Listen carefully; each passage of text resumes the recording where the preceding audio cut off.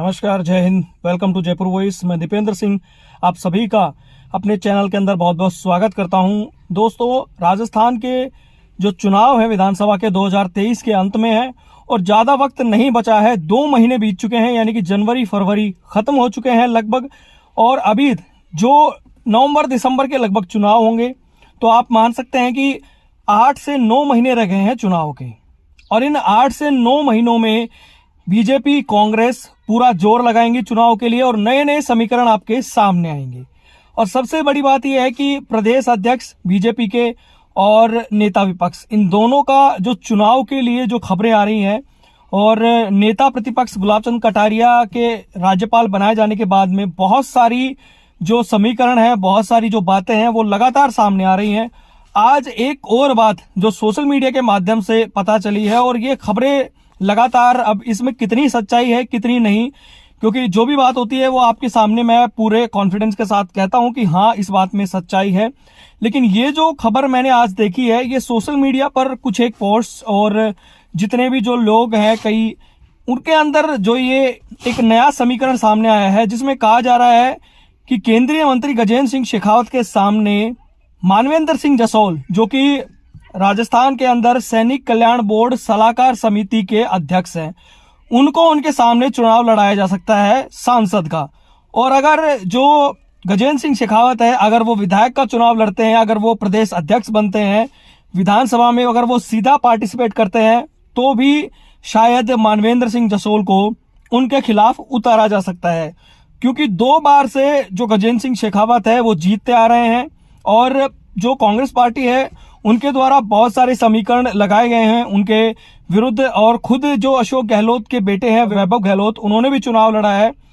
तो अब जिस तरीके से एक नई रणनीति शायद कांग्रेस पार्टी की तरफ से बनाई जा रही है, अब ये कितनी सच है कितनी नहीं है, लेकिन इस समीकरण के बारे में आज जिस तरीके से खबरें चल रही हैं और लगातार सोशल मीडिया पर ये जो समीकरण है गजेंद्र सिंह शेखावत वर्सेज मानवेंद्र सिंह जसोल, अगर ये समीकरण कांग्रेस कहीं न कहीं बिठाती है तो शायद थोड़ी बहुत मुश्किलात सामने आ सकती हैं। और गजेंद्र सिंह शेखावत जो कि लगातार 2 बार से चुनाव जीत रहे हैं, तो ये जो समीकरण बैठेगा कहीं न कहीं कांग्रेस अगर इसमें दिमाग लगाती है तो इस चीज का फायदा उन्हें हो सकता है। और कहा यह जा रहा है कि गजेंद्र सिंह शेखावत मुख्यमंत्री के लिए प्रमुख दावेदारों में सबसे ऊपर उनका नाम है, तो शायद उन्हें विधानसभा का चुनाव भी लड़ाया जा सकता है। क्योंकि बहुत सारे जो लोगों के नाम सामने आ रहे हैं विधानसभा के लिए, बहुत से नए चेहरे इस बार सामने होंगे। पार्टी द्वारा लगातार 2 बार से ज्यादा अगर कोई हार रहा है तो उसे टिकट नहीं दी जाएगी, ये फॉर्मूला बीजेपी का सामने आ रहा है।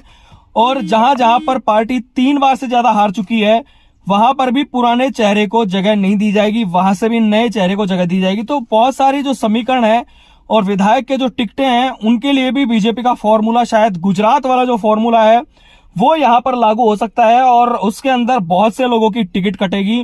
65 साल से 75 साल लगभग जो इनके बीच के हैं, उन लोगों की 60 से 70% लोगों की टिकट कट सकती है। 30 से 40% लोगों को ही टिकट दोबारा मिलेगी। अब कांग्रेस के अंदर किस हिसाब से टिकट वितरण होगा, और कांग्रेस इस बार शायद कुछ न कुछ नया जो समीकरण है उनका हो सकता है। छत्तीसगढ़ रायपुर में अभी उनका अधिवेशन है 2-3 दिन बाद, और उस अधिवेशन के अंदर जो कांग्रेस पार्टी है क्या उसमें फैसला लेगी, क्योंकि एक राष्ट्रीय स्तर का अधिवेशन है वो, और उसके अंदर बहुत बड़े जो फैसले हैं वो शायद 2023 का जो चुनाव है, छत्तीसगढ़, मध्य प्रदेश, राजस्थान, जो तीनों जगहों में शायद लगभग एक साथ ही चुनाव होने हैं, तो उनके लिए भी कांग्रेस बड़े फैसले ले सकती है। तो ये जो नए नए समीकरण सामने आ रहे हैं, इसको लेकर बीजेपी कांग्रेस दोनों तरफ से आपके सामने बहुत बड़ी घोषणाएं सामने आएंगी। और इस बार राजस्थान में जो सत्ता विपक्ष और जो राजनीति इस बार होगी, शायद हर बार की जो राजनीति होती है उससे इस बार अलग राजनीति हो सकती है।